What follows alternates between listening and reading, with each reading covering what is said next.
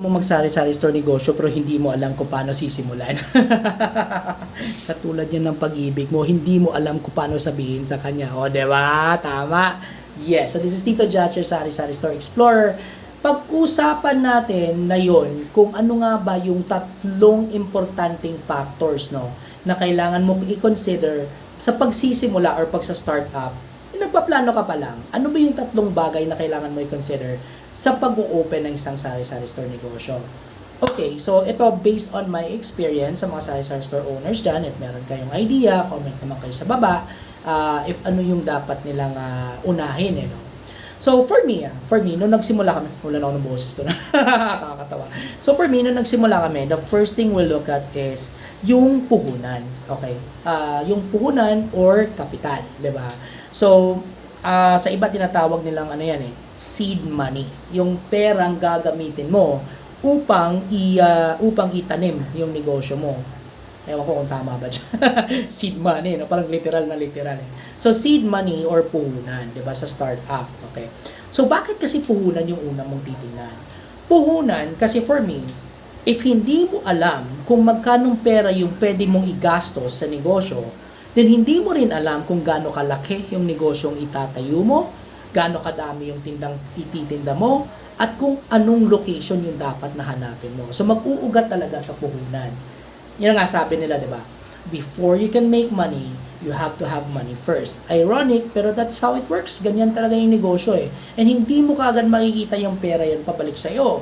It will take years, depende sa lakas ng tindahan mo, bago ka mag-return on investment or return ng capital sa'yo or puhunan na pinuhunan mo. So, think about your puhunan. So, sabihin natin, magkano ba yung pwede mong igastos? Okay?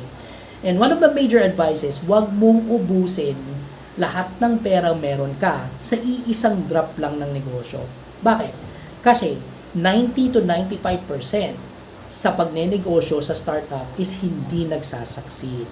Na-fail. O yun. So, na yung alam natin yan, ayaw man natin mangyari yan, pero we have to think about it na kung nangyari nga yan sa mga magagaling na negosyante, it's a possibility na pwedeng mangyari sa'yo, mag-fail ka sa negosyo. Though we're not asking for it, pero we wish to be prepared for it, just in case, di ba?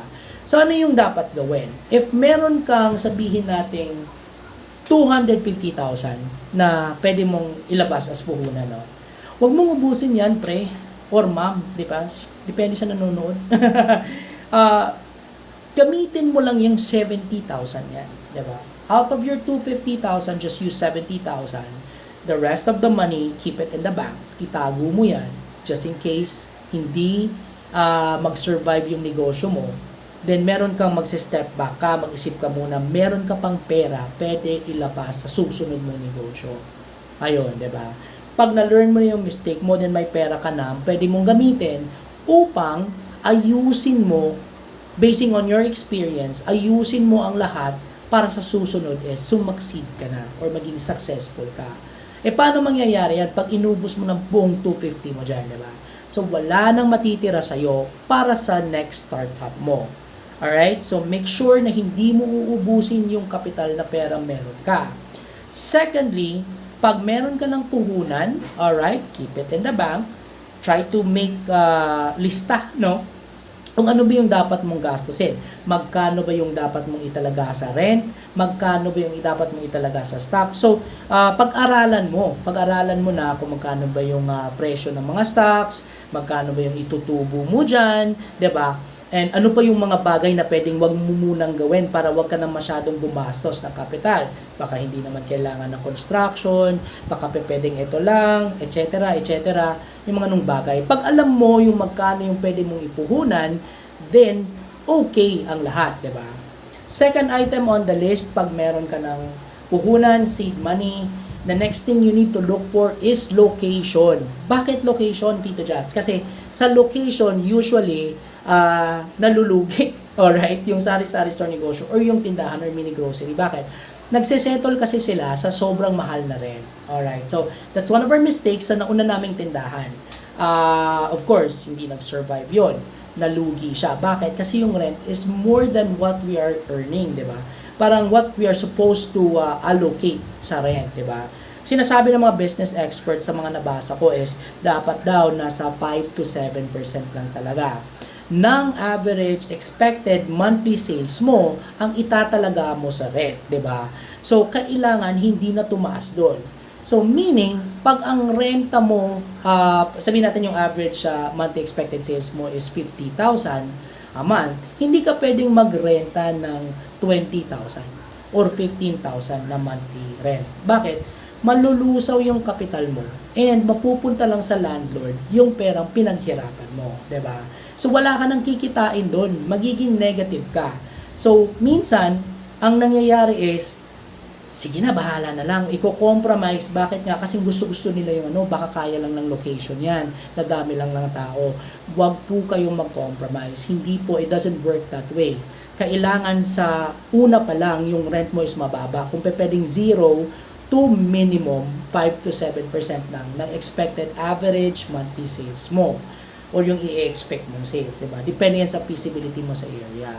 So sa rent, of course, pag na-lock in ka na sa rent, sabihin natin 1 year, 2 years, meron pa bang 1 year na yan? Wala na yata, 2 years na mostly yung contract Wala ka nang magagawa pag na-lock in ka na. So you have to make sure na sakto talaga yung pag-set mo ng rent sa kikitain mo. The goal is maliit na rent upang maliit din yung overhead expenses mo. And of course, if you like my videos, smash naman ng heart button or like button, paki-follow naman or subscribe, depende sa platform.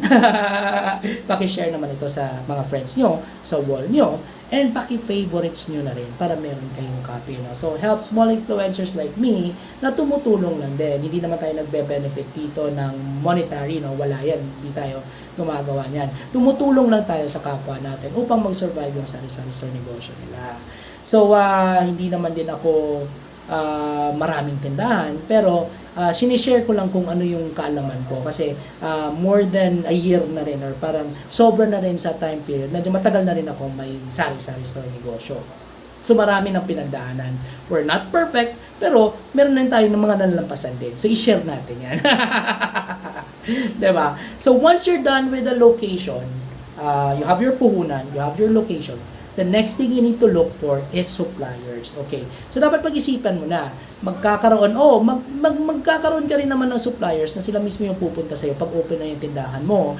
Pero sa simula pa lang kailangan meron ka na rin sarili mo, So 1 or 2 suppliers that can provide you supplies when it comes sa mga murang item na pwedeng ibigay sa iyo sa presyo, mas mabuti, If you think mas mura yung ikaw mismo yung bumili kumpara sa supplier, then sige gawin mo. Maghanap ka ng lugar kung saan ka makakabili ng mura.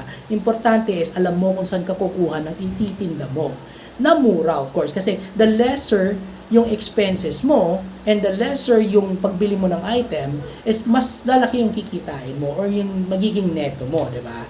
So, yun yung tatlong bagay, okay? So, before you start a sari-sari store negosyo or na tindahan or mini grocery business, you have to look into these 3 things. Make it your core. Gawin mo siyang core items na dapat mo munang pag-aralan bago mo simulan yung negosyo.